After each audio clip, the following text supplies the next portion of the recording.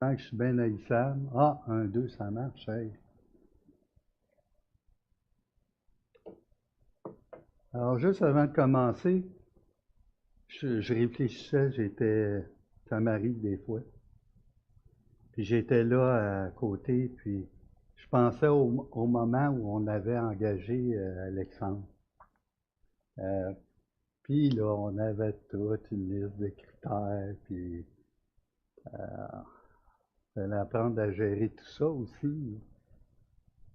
Puis là, je le voyais ce matin. Ben, en fait, je veux remercier Jacques, je veux remercier Raymond, je veux remercier Mimose, je veux remercier Amex, l'équipe de louange. Merci. Vous servez le Seigneur et en servant le Seigneur, vous servez l'Assemblée. Et on accomplit les deux tables de la loi. Et on va voir ça ce matin. Mais là, je me disais, ça, là, ce qui est arrivé ce matin de remplacer euh, la présidence, puis la chorale. Alors, je voyais qu'il était très malheureux hein, ce matin. Vous avez vu le sourire. On aurait dit qu'il était vraiment à sa place. Je ne comprends pas. Mais ça, c'était le 14e critère dans la liste. Alors, merci. Ça fait du bien de chanter, hein? De louer. Alors, préparez-vous aussi parce que dimanche, nous avons la Sainte-Seine et je vais vous demander même durant la Sainte, vous allez avoir un temps de louange. Ça fait longtemps qu'on n'a pas eu ce temps ensemble de pouvoir louer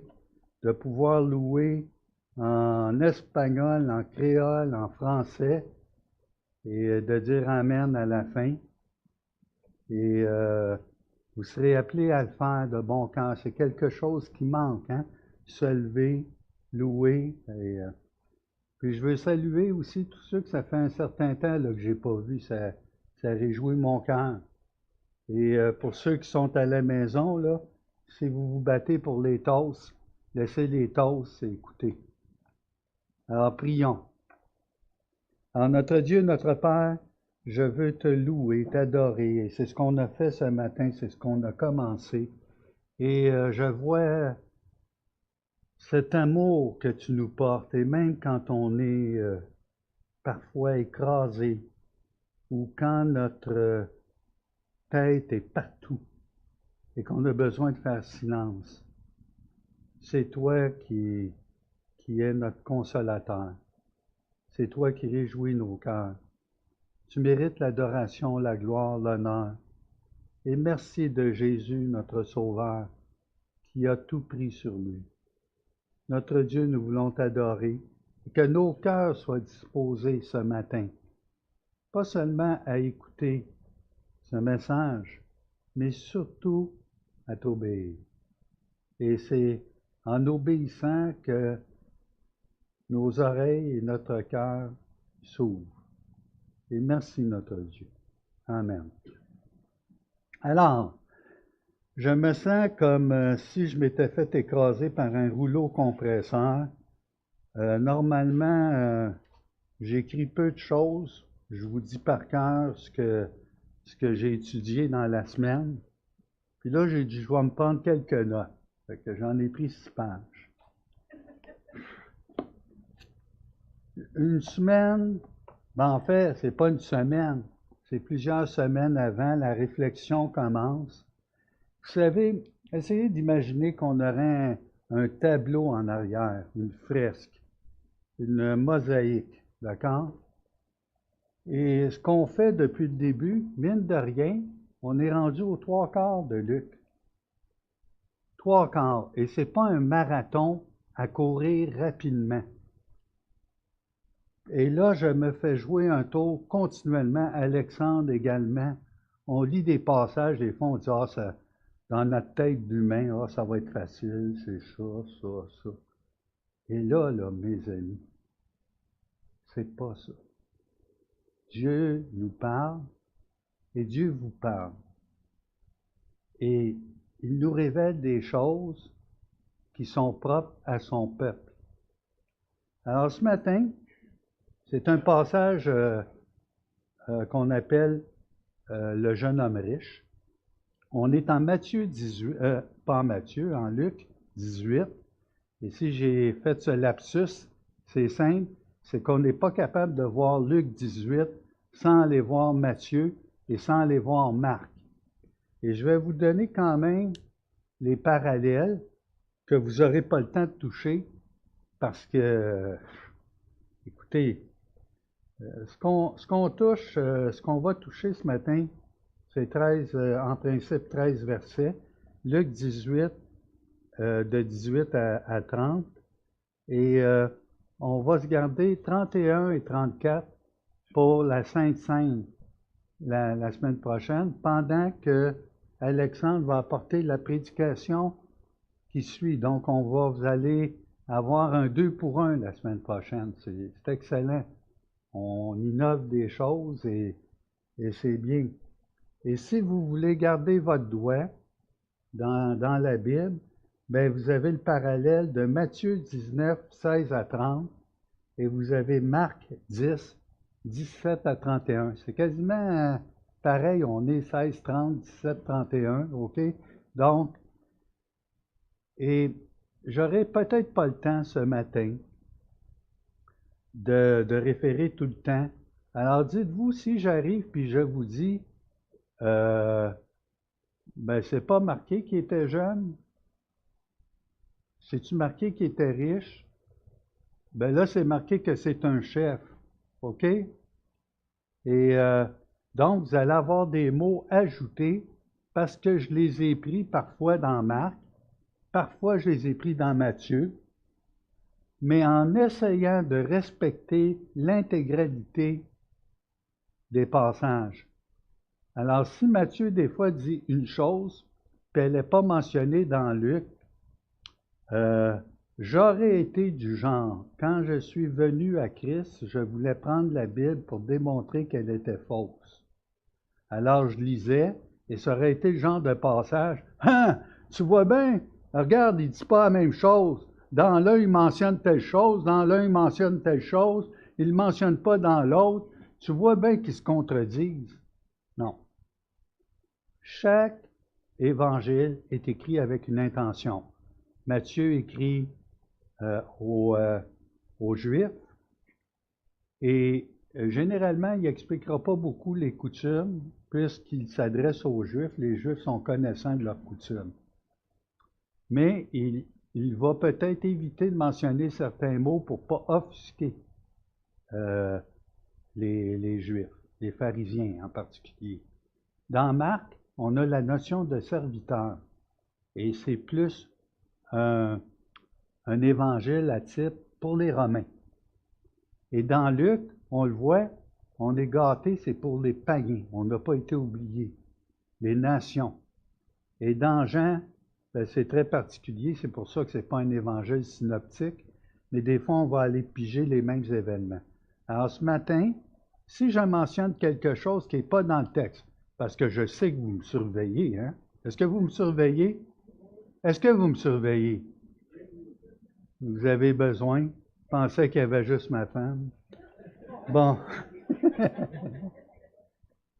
Je t'aime, chérie. Bon. Le titre que nous allons donner au message ce matin, j'aurais pu donner le jeune homme riche. Ça n'aurait pas été très recherché, hein? OK? Et je pourrais l'intituler Qu'est-ce qu'il en coûte pour avoir la vie éternelle? Qu'est-ce qu'il en coûte pour avoir la vie éternelle? Mais même ça, je trouve ça trop banal.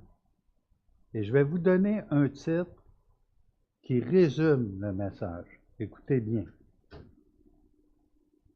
Tout homme, donc c'est sous-entendu, homme et femme, tout homme est riche d'au moins une chose dont il ne veut se dépouiller. Tout homme est riche d'une chose dont il ne veut se dépouiller. Vous avez bien compris? On pourrait dire ce matin, hey Pierre, t'es mal tombé, là, le jeune homme riche, là. C'est qui me disait ça ce matin? c'est pas pour moi. Avec qui je parlais de ça? Ah, il dit, j'ai pas à m'inquiéter, c'est pas pour moi. C'est pas, ah, avec Donna. J'ai dit que je le taquinerais avec ça. Fait que, mais même, vous êtes riche de quelque chose que vous ne voulez vous dépouiller. Pensez-y, c'est un énigme, pas tellement difficile, hein? OK? Alors, qu'est-ce qu'il en coûte? Alors, on va traverser ensemble le texte, on va aller au verset 1 ensemble. En passant, mon gendre est pasteur jeunesse dans le Western Gathering Community, dans l'ouest de l'île. Ils s'occupent des jeunes. Puis ils ont acheté, les téléphones cellulaires sont défendus pour la lecture. Les jeunes ont toutes des Bibles. Ils sont revenus aux Bibles. Puis, dans son groupe, ce qui est particulier, c'est qu'il y a un ou deux jeunes qui ne sont pas, les parents ne sont pas chrétiens. Et ils viennent le vendredi aux activités, puis ils me contaient quelque chose qui a tellement réjoui mon cœur. Il y a un des jeunes qui s'est acheté sa propre Bible. Un phénomène rare là, à notre époque. C'est pas, écoute mon grand, là, tu vas t'acheter une Bible. Il voulait sa Bible. Et c'est quelque chose, là, travailler, papier, c'est pas quelque chose, hein, je vais vous sortir un vieux mot, archaïque, dépassé, trop vieux. Prenez la peine, achetez-vous des Prismacolor ou des Laurentiens si vous avez moins d'argent. Puis là, apprenez à colorer avec des couleurs. Le rouge pour le salut, le bleu pour le ciel, puis le Saint-Esprit, quelle couleur qu'on pourrait bien y donner? Orange, orange, brûlant, le feu. OK? Le vert, l'espérance, Micheline. Bon. Vous êtes prêts? Je vous avertis, là, il y a du stock. Je me suis levé souvent dans la nuit, 1 heure et demie, un vrai fou. 4 commentaires à côté de mon lit, puis je me disais. Alors, les frères, là, ceux qui aspirent à être anciens ou découper droitement la parole, ça coûte un prix. D'accord? Un chef, on apprend qu'un chef, interrogea Jésus et dit, bon maître, que dois-je faire pour hériter la vie éternelle? Donc, on a la vie éternelle. Ensuite, cet événement-là se passe, on a eu un bon partage cette semaine. Louise, notre sœur Louise Couture, elle parlait, c'était Matthieu ou Marc, Louise, dans Marc. Bon, puis elle nous devançait, c'était très prophétique, elle parlait de ça. Puis je riais, mais je trouvais que Dieu avait un bon sens de l'humour. Puis elle a fait un bon résumé, hein, Alexandre? Je pense qu'elle était pas mal dans le mille. C'est juste cet événement-là du jeune homme riche se passe. Alors là, laissez aller votre imaginaire ce matin. On est dans une ville, un village, et là, ça fourmille, il y a des familles, et Jésus vient de bénir des enfants. On a le contexte. D'accord? Et le contexte, donc, il y a des familles, il y a des gens, beaucoup, qui sont venus voir le Maître, qui sont venus voir ce Jésus de Nazareth. Rentrez là, rentrez dans la scène. Ça va? Et qu'est-ce qu'on apprend? On apprend que c'est un chef. Et on apprend, en fait, on apprend qu'il était jeune. Ça, c'est, je réfère toujours à Marc, à Matthieu, d'accord? C'est tout un ensemble. Et si vous ne me croyez pas, vous allez le lire. C'est très bien d'aller vérifier. Et là, on ne sait pas son âge. Quand on dit un jeune, ça peut être de 20 à 40 ans. Je pense que ça serait peut-être dans la fin trentaine. Et c'est ça qui est étonnant. C'est qu'il a beaucoup de choses enviables. Dans le sens que on a là devant nous, et le mot chef, c'est archon, arché, et si vous prenez le mot archange, archange, c'est l'ange le plus fort, celui qui est à la tête. Alors, le mot arché veut dire un chef. OK? Ça ne veut pas dire spécifiquement que c'est un chef de la synagogue. On ne peut pas en arriver à en déduire ça. C'est peut-être quelqu'un d'influent dans la communauté. Et c'est ce que je crois. Il est reconnu surtout pour sa richesse, surtout parce qu'il a une importance. Il est pieux en plus. On va le voir. Il y a une piété. Et ce jeune homme-là vient se mettre à genoux du maître. Il tombe à genoux. Il accourt à ses pieds. Ouais, donc, c'est pas arrangé, hein? C'est pas arrangé avec la gang de Sadducéens, de publicains. Puis depuis le début, on est dans une période où la confrontation monte. On approche de Jérusalem. On monte vers Jérusalem. On va entamer un tournant très important la semaine prochaine. Et vous allez voir, on s'approche même du passage pour lequel cet évangile est écrit, l'évangile de Luc. Car le Fils de l'homme est venu et sauver ce qui était perdu. Donc, on va enfin tomber sur Jachée. Hein? Et on voit qu'il n'y a pas un hasard dans le livre de Luc. Je vous ai parlé d'une fresque, d'un tableau. Et chaque dimanche, c'est comme si on tirait une belle pièce du tableau qu'on vous présentait, mais on voit que c'est tout en harmonie. Et c'est ça qui réjouit mon cœur quand je vois le...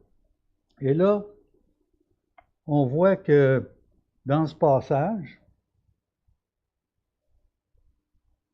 Jésus va toucher, un chef interrogea Jésus et dit, « Bon maître. » Là, je vais parler en québécois. Vous prêtes, là? Vous ferez la traduction, créole, espagnol, OK?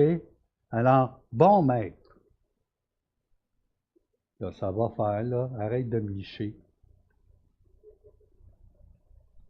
Ça va faire les façons. Puis dans la culture juive, là, c'est le mot bon est réservé seulement à qui?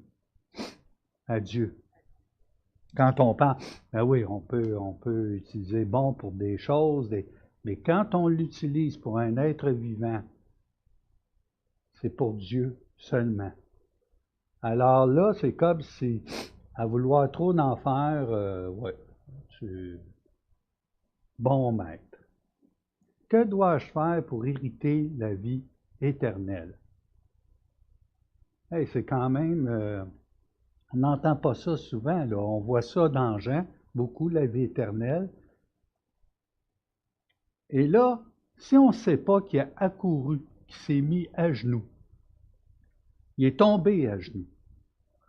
Vous ne le lisez pas là, dans Luc, mais c'est toute l'histoire.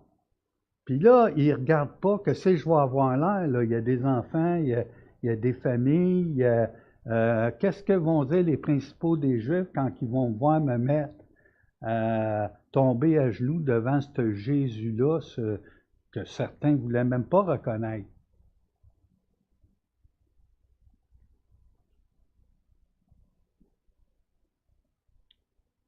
Jésus lui répondit, « Pourquoi m'appelles-tu bon? Il n'y a de bon que Dieu seul. » Jésus, des fois, là, c'est pas des fois, c'est la plupart du temps, c'est des réponses totalement désarmantes dans lesquelles on n'aurait pas répondu de la même façon. Hey, Seigneur, il vient te demander comment hériter la vie éternelle. Tu as juste à lui présenter les 4 lois spirituelles. Tu as juste à lui dire, ben, crois en moi et tu seras sauvé. Il y a un contexte à tout ça. Il faut lire avec le contexte. Puis là, ben, c'est un client tout fait, là, il est mature. Tu suis le cours évangélisation explosive, là. n'as pas besoin d'apprendre toutes les méthodes, là, tu sautes tout de suite dessus, lui. Tu ne le manques pas, il ne faut pas que tu le manques, c'est un bon client. Non. Non. Pourquoi m'appelles-tu bon? Puis vous savez, je ne vous dirai pas la réponse. Dans Matthieu, c'est dit autrement. Qu'est-ce qu'il faut que je fasse de bon pour hériter? Donc, c'est Don Carson dit que ce passage-là qu'on lit dans Luc, là, en association avec Matthieu et avec Marc, c'est un texte pour des dissertations critiques. Puis une dissertation critique, tu ne fais pas ça sur le bord d'une table avec 10 livres étendus pendant 3 heures. Tu fais ça pendant 3 mois ou 6 mois. J'ai jamais lu autant de grec pour cette leçon-là. J'ai lu, là, c'était... Et pourquoi m'appelles-tu bon? Il n'y a de bon que Dieu. Moi, je pensais que ce passage-là, à l'origine, quand je le lisais, ça voulait dire il n'y a de bon que Dieu. Alors, celui qui est devant toi, c'est qui? Hein? Est-ce que vous pensez comme ça? Est-ce que vous pensez comme ça? Oui? Oui? Ben non. Bon. Micheline est là. Bon. Moi, j'ai pensé souvent que c'était celui qui te parle et celui que tu cherches. Ça serait très bien, là, OK? Puis en réalité, c'est vrai. Il ne leur prend pas là-dessus. Mais tout le long de Luc, on voit que les miracles qui sont faits, les paraboles qui nous sont données, les gens sont tout simplement émerveillés. Vous vous rappelez?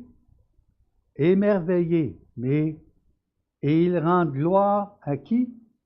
À Dieu. Est-ce qu'ils rendent gloire à Jésus? La plupart du temps, ils sont là, ils ne sont pas capables de... Il y a comme un voile. C'est bien dit là dans Luc. C'est comme si leur cœur était empêché, même quand Jésus va expliquer qu'il doit mourir. Même quand Jésus va leur présenter, c'est comme si l'âme humaine était empêchée de voir.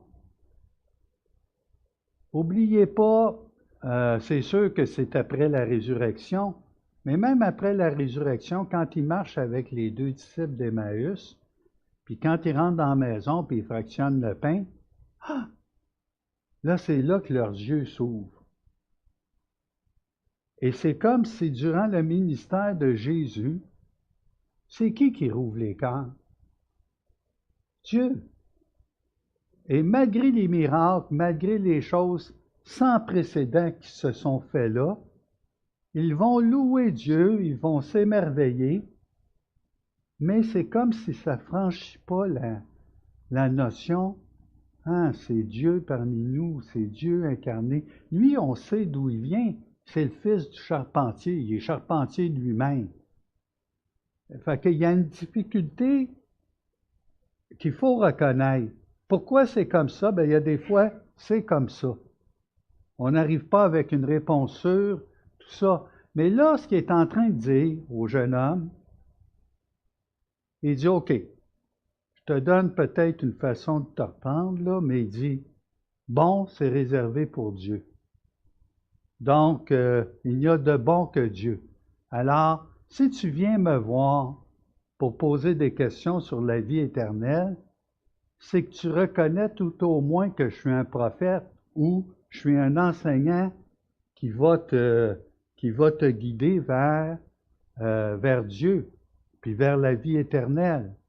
Donc, attends-toi à ce que je vais dire, t'es mieux d'y obéir.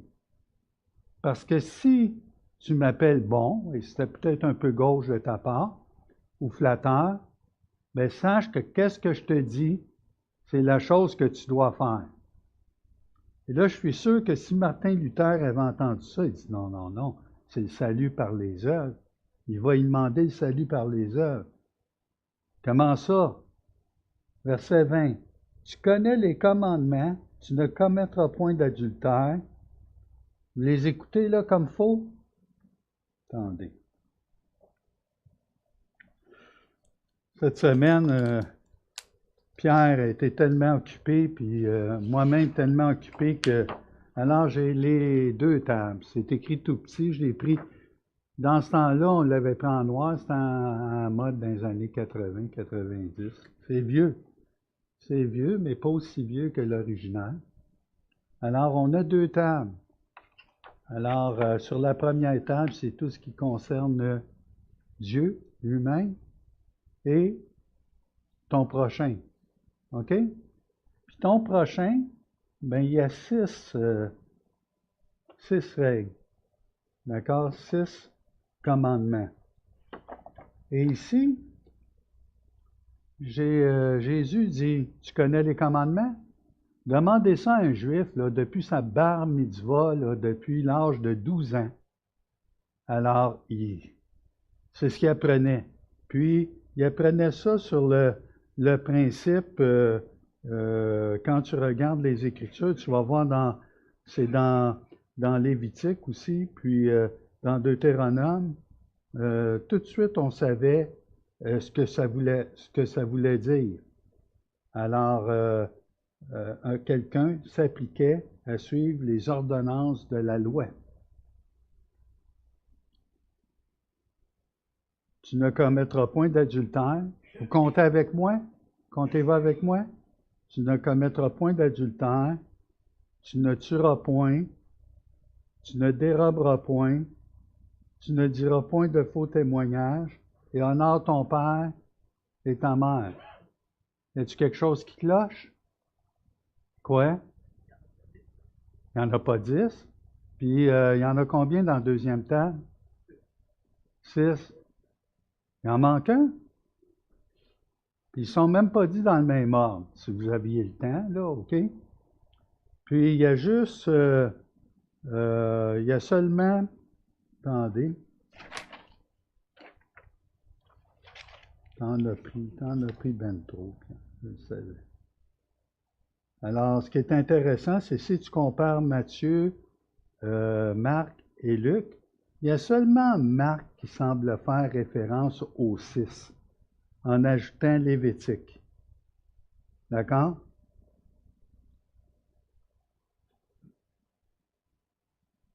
Puis il s'applique juste sur la deuxième table.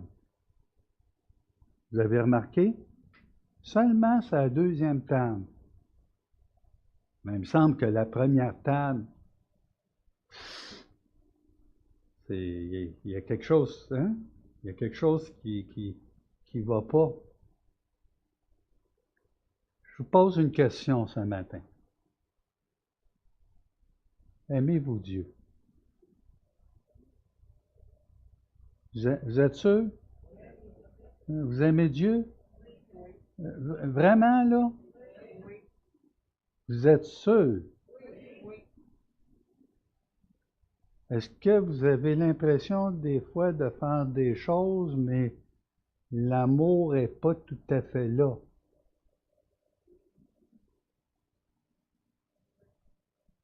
Est-ce que Dieu m'aime? Hein? Ça peut nous passer par la tête. Puis Seigneur, mon cœur n'est pas là matin, mais je voudrais t'aimer. Je veux t'aimer. J'ai besoin que mon cœur soit disposé par toi. Et là, tu apprends depuis l'âge de 12 ans à observer des lois de tout ton cœur. Là. C'était un jeune homme, il n'y a pas à « Ah, c'est un prétentieux, c'est un... il reconnaît pas, c'est... » Non, non, attendez, là. OK? Si j'avais mon carnet de chèques, j'aurais sorti un chèque pour savoir ça coûte combien pour avoir la vie éternelle. C'est gratuit? C'est gratuit. OK, je reviendrai là-dessus. Vous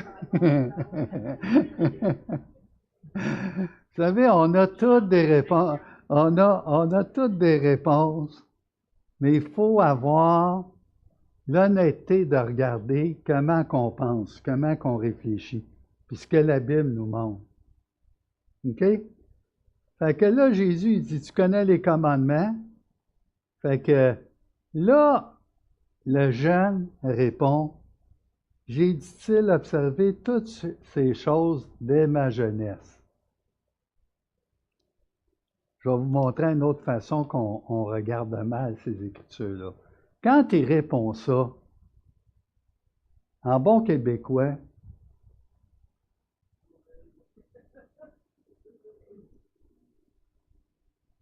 mais savez-vous quoi? C'est vrai. Pour un Juif, il avait vraiment l'impression d'observer dès son jeune âge. Ça ne dit pas, est-ce que j'ai pas failli là-dessus? N'oubliez pas qu'il y a des sacrifices qui continuent au temple. Puis quand tu observes la loi, puis tu vois que tu ne l'as pas observé totalement, il y a quand même des sacrifices qui existent, hein? OK? Donc, mais en réalité, dans Galates, on voit aussi que la loi, elle a été donnée comme un pédagogue pour nous faire réaliser quoi? Qu'il n'y a aucun homme, à part Jésus-Christ, le Dieu fait homme, qui a observé complètement la loi.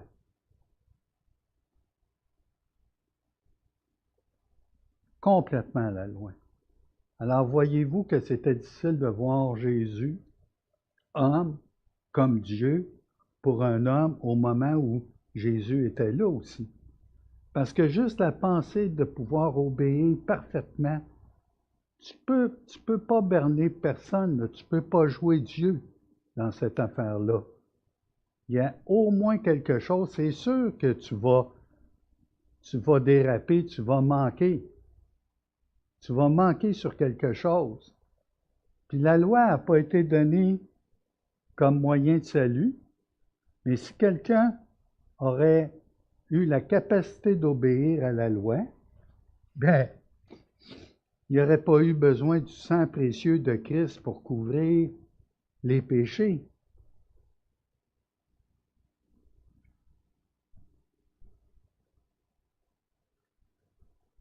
Quand il dit ça, j'ai, dit-il, observé toutes ces choses de ma jeunesse, il n'est pas prétentieux. Ça peut paraître prétentieux, mais il est étonné. Parce que ce qu'il aurait voulu, c'est qu'est-ce qui me manque là? Il y a peut-être quelque chose. Si je viens de voir, pensez-vous que le cœur de ce chef, de cet homme-là qui est envié parce qu'il est parvenu, il y a un statut, mes amis. Pensez-vous qu'il y avait un cœur en paix?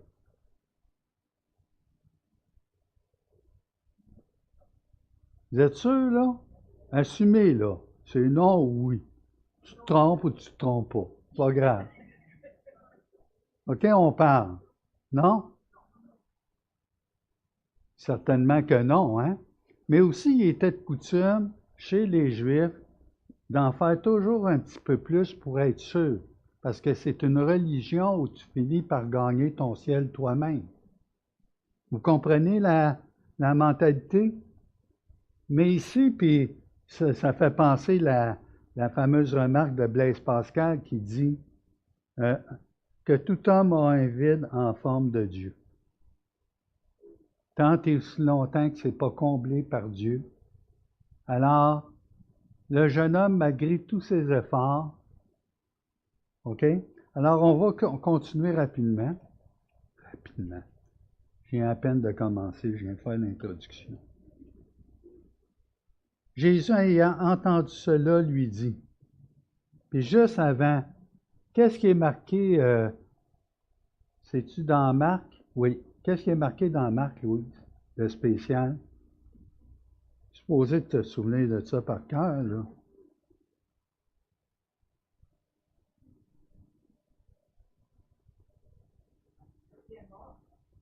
Il l'aima. Il l'aima. Hey, est-ce que je peux partir d'ici sans vous expliquer ça? Pourquoi Jésus l'aima? OK. J'ai tombé sur un commentaire, c'est James Brooks et ma douce, on l'a traduit, on a eu le mot aimer, il l'aima, dans le présent contexte. Quand le jeune homme riche a répondu comme ça, Jésus l'aima. Le mot aimer, dans le présent contexte, ça fait référence à quelque chose de plus qu'une étreinte, une caresse, OK? Qu'une attraction ou une affection. Ça fait référence à un amour authentique qui est basé sur le besoin et non sur le mérite ou la réponse. Sur le besoin. Le jeune homme riche avait un besoin qu'il ne voyait pas lui-même dans sa vie. Et Jésus l'aima de cette affection. C'est très profond. La seule chose qui manquait à cet homme était l'amour véritable envers Dieu. C'est étonnant, hein? Un homme religieux, mais il lui manque l'amour envers Dieu. La première table de la loi n'est même pas abordée. Si cet homme avait vraiment eu confiance en la bonté de Dieu, c'est le verset 18 dans Marc, il aurait accueilli l'ordre de Jésus comme ce que Dieu lui réservait de mieux. S'il avait compris l'amour de Dieu, il l'aurait fait. Le commandement vendez tout et donnez aux pauvres. Écoutez ça, là, ceux qui sont plus riches, comme ça vous pourrez pousser un grand fiou. Fiou, je n'étais pas prête. Je n'étais pas prête à donner toutes les richesses. OK? Vendez tout et donnez aux pauvres ne doit pas être universalisé. Pas un commandement universel pour tout le monde, là. Ça y est, un matin, à l'église de Saint-Hubert, ils nous ont demandé de tout vendre. Non, non. OK? Écoutez bien. Mais des fois que ça serait ça. Non, bon, OK. Et appliqué littéralement à tout chrétien qui fait profession de foi. Il concerne le besoin d'une personne en particulier, celle qui était là devant Jésus.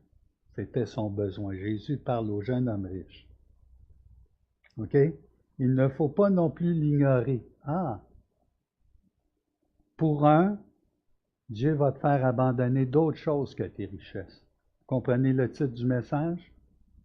On a tous quelque chose qu'on doit abandonner et qui est très riche pour nous.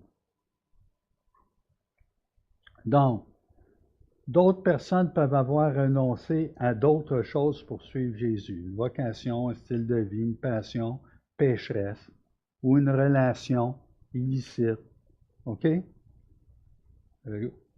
Auquel qui est condamnable. L'appel n'est pas à la pauvreté, mais à la vie de disciple. C'est ça la vie de disciple. Qui prend de nombreuses formes. La vie de disciple, cependant, est coûteuse. Qu'est-ce qu'il en coûte pour suivre Jésus? Ça coûte quoi? Ta vie. Ta vie. Ta vie. Tout ce qu'on a vu avant, là, on pourrait prendre chacune des histoires, des paraboles. Alors, quand vous entendez le mot royaume de Dieu, royaume des cieux, la vie éternelle, le salut, c'est synonyme de donner ta vie. Et on arrive au point crucial ici, où le coût d'un disciple, c'est donner ta vie. Oui, mais si je donne ma vie, je ne vivrai plus.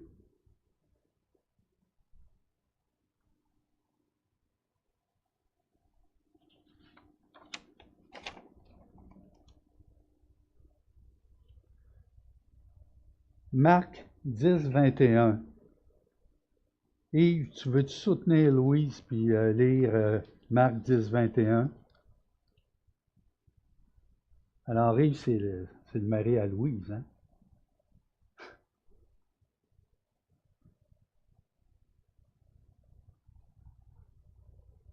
Jésus, l'ayant regardé, l'aima et lui dit, il te manque une chose. Va, prends tout ce que tu as, donne-le aux pauvres, tu auras un trésor dans le ciel, puis viens et suis-moi. Viens et suis-moi. Donc, meurs à toi-même. C'est pas le fait d'avoir vendu et d'avoir tout donné qui rouvre le ciel. OK? Même les disciples, Pierre va demander à la fin, on a tout quitté. Ah, parce que tu as tout quitté, là, tu as sorti ton chèque, vous avez quitté la maison, la business de ton père, la pêche, tout ça.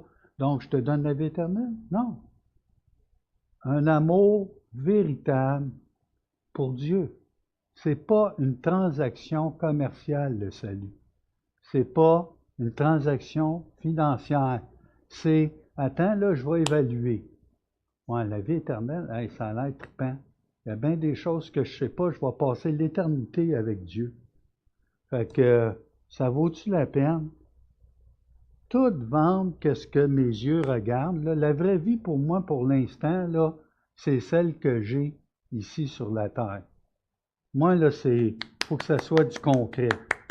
Fait que la vie, même si ça ne fait pas de sens, c'est celle que je vis là, présentement.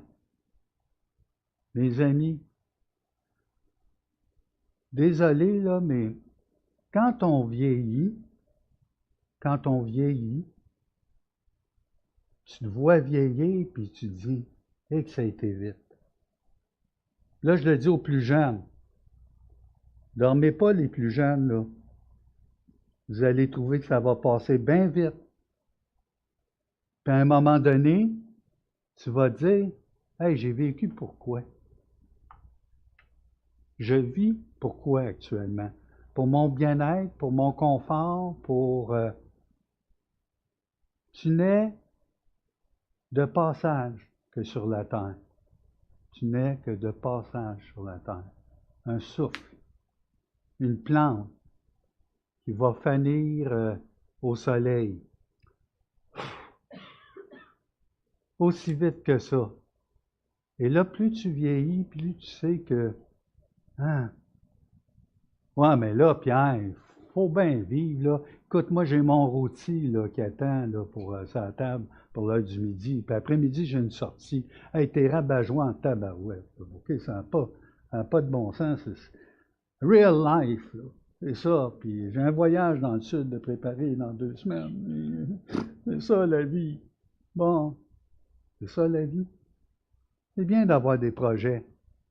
Mais vous avez entendu, Alexandre, avec quand Jésus va revenir, il va y avoir des mariages, il va y avoir la vie qui continue. La vie sur la terre, sur un monde déchu.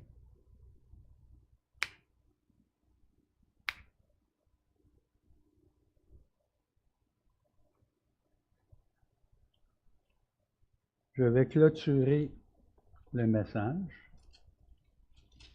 en vous disant, donc Jésus, ayant entendu cela, lui dit, il te manque encore une chose. Vends tout ce que tu as, distribue-le aux pauvres, et tu auras un trésor dans les cieux. Comment qu'on fait pour aller chercher un trésor dans les cieux? Faut y aller, hein? Faut y aller, hein? Puis là, t'es pas ben, un trésor dans les cieux. Je peux même pas en jouer sur la terre.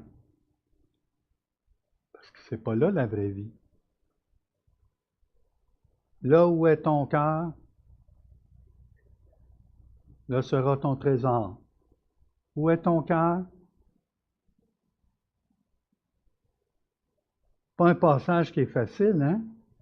Ce matin, hein? Puis là, je sais que vous m'attendez toutes, là. OK? Lorsqu'il entendit ces paroles, le jeune homme, riche, il devint tout triste, car il était très riche. Alors là, vous n'avez pas besoin d'expliquer un verset longtemps. Tu as compris que le problème était, lui, il n'était pas prêt, hein? Est-ce qu'il aimait Dieu? Est-ce qu'il aimait Dieu? Il l'aimait à sa façon. Hein? La chicane est pognée dans l'assemblée. Non, mais vous comprenez qu'il faut réfléchir sur les choses. Hein? C'est pas je dicte ma façon à Dieu de comment je vais t'aimer. Termes et conditions, c'est Dieu qui les pose. Le reste, c'est de la religion. Jésus, voyant qu'il était devenu tout triste, se mit à pleurer avec. C'est-tu ça? C'est-tu ça qui est marqué? Mais Seigneur, là, je ne le dirai pas, là, mais peut-être des gens, ouais, il a manqué un peu. Là, il me semble qu'il y a affaire à un homme qui a peut-être sur le bord de 40 ans, il a des enfants, puis il a-tu pleuré même, le jeune homme riche? Et là, il dit qu'il est difficile à ceux qui ont des richesses d'entrer dans le royaume de Dieu. Il y a plusieurs places dans les Épîtres où on voit dit aux riches du présent siècle de ne pas s'attacher. Puis, dans les proverbes, ne me donne ni richesse ni pauvreté. Puis on voit que c'est l'équilibre. Hein? L'équilibre dans tout ça, c'est vraiment très fragile. Puis garder notre cœur au ciel. Puis c'est une question de chaque jour. Chaque jour. Car il est plus facile à un chameau de passer par le trou d'une aiguille qu'à un riche d'entrer dans le royaume de Dieu. Vous m'attendez, là, hein? Vous m'attendez pour savoir qu'est-ce que je vais dire, hein? Vous voulez vraiment savoir, hein, qu'est-ce que ça veut dire? Alors, vous êtes prêts? Prenez un bon respect, là, parce que ça... Ouais, c'est juste un apax legomenon. C'est quoi un apax legomenon? Apax, ça veut dire rare, rareté. Ça veut dire qu'il est cité juste une fois dans la Bible. Puis legomenon, c'est une expression, un ensemble de mots. Donc, il y en a qui ont pensé que c'était le nom d'une porte à Jérusalem ou Jéricho ou ailleurs. Puis là, le chameau, il devait se mettre à genoux puis charger. Savez-vous ce qui m'est arrivé cette semaine? J'étais là dans le bureau. Puis là, en plein après-midi, il est arrivé un chameau dans mon bureau. Paf! Moi, j'ai dit, je pense qu'il y a quelqu'un de trop. Je pense que c'est moi. Puis là, il montait, la tête, il touchait le plafond, puis il me regardait avec son air de chameau. Bien fier, là. Puis j'avais peur qu'il accroche les pannes du ventilateur. Ma femme n'était pas à la maison parce que, je vous dis comment ça serait fini, c'est, bon ben là, Pierre, tu vas aller prendre ta glycémie, puis tu vas aller manger un peu. Je pense que tu en as trop fait. Puis elle aurait probablement dit, ouais, mon grand, pas juste de l'eau sur les poumons, hein. Mais c'est arrivé pour le vrai. J'ai vu un chameau dans la pièce. J'ai dit à mon grand, t'es arrivé là. Ça n'a pas de bon sens. Il prenait toute la place. Vous savez, le chameau, c'était le mammifère le plus imposant en Palestine dans ce temps-là. Puis quand il était chargé, là, je vous prie de me croire, quand vous voyez un chameau, tu tasses. C'est impressionnant. Il disait, par où t'as passé, toi, la porte? Puis là, pouf! Il a disparu. Puis savez-vous quoi? J'ai vu le sens de l'humour de Dieu. Ici, là, si vous savez chercher ce que ça veut dire, là, un chameau dans un trou d'aiguille, c'est une hyperbole. Une autre expression en grammaire qui dit passer du plus gros au plus petit ou du plus petit au plus gros. Ça ne fait pas de sens. Je prendrais un enfant là, qui vient d'être béni là, de Jésus, OK? Puis je dirais, gars, on va le faire passer dans le trou de l'aiguille. Oh! Vous regardez ça, les petits tannants, des fois?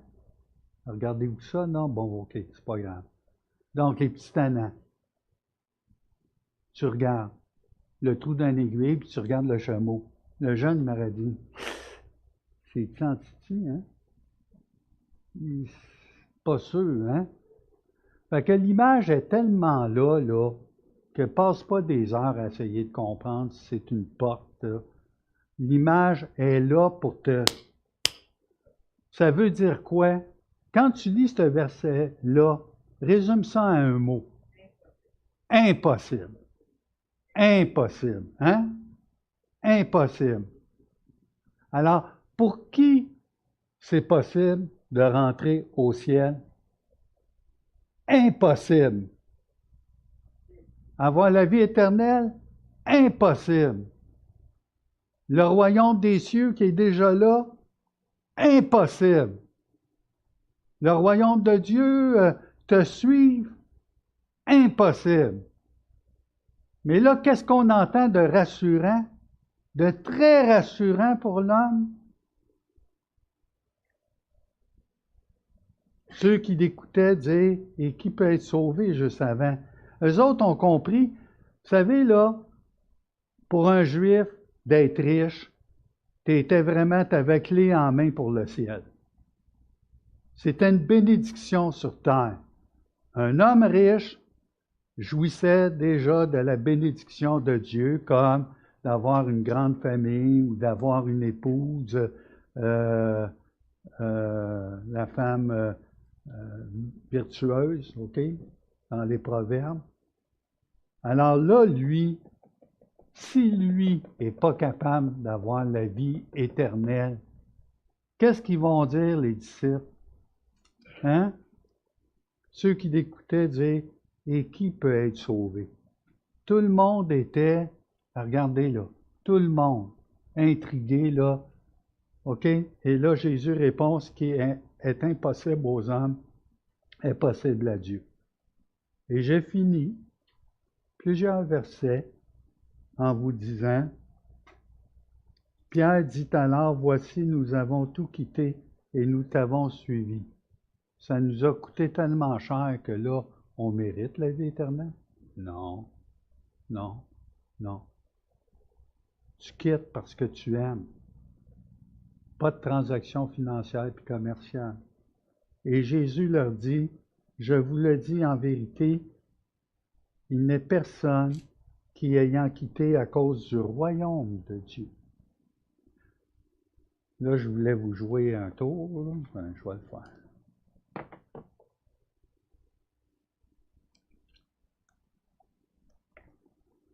Fait que là, vu qu'on parle d'eschatologie, je vais mettre mes lunettes eschatologiques. Il faut lire l'eschatologie avec des modèles. Ah non, simple.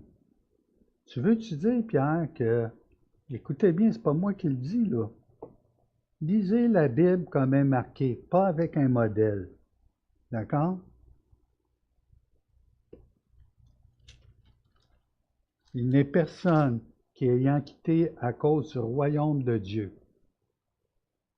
Il n'y a personne qui, ayant quitté pour me suivre.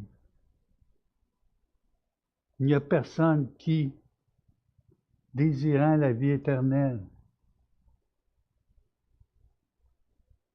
ayant quitté sa maison, sa femme, ses frères ou ses parents ou ses enfants, ne reçoivent beaucoup plus dans ce siècle-ci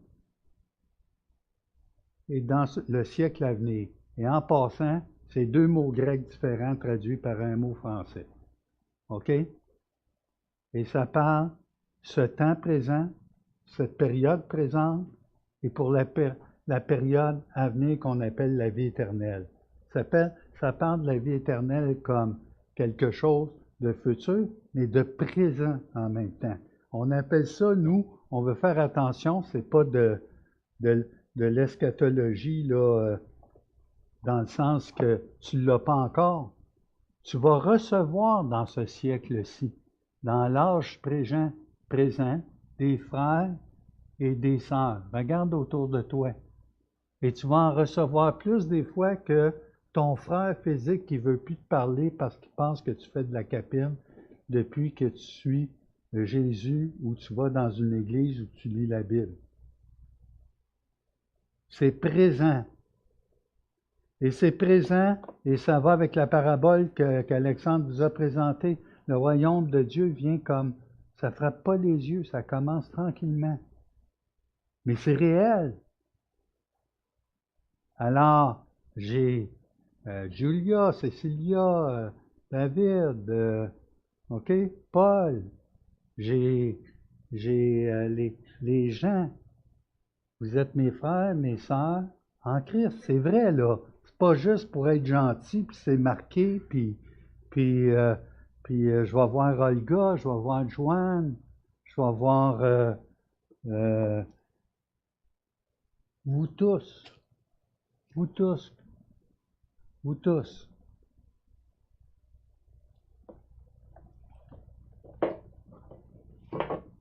Prions.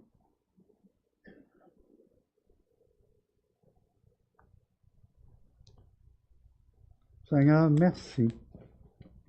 Merci de ce qu'on peut.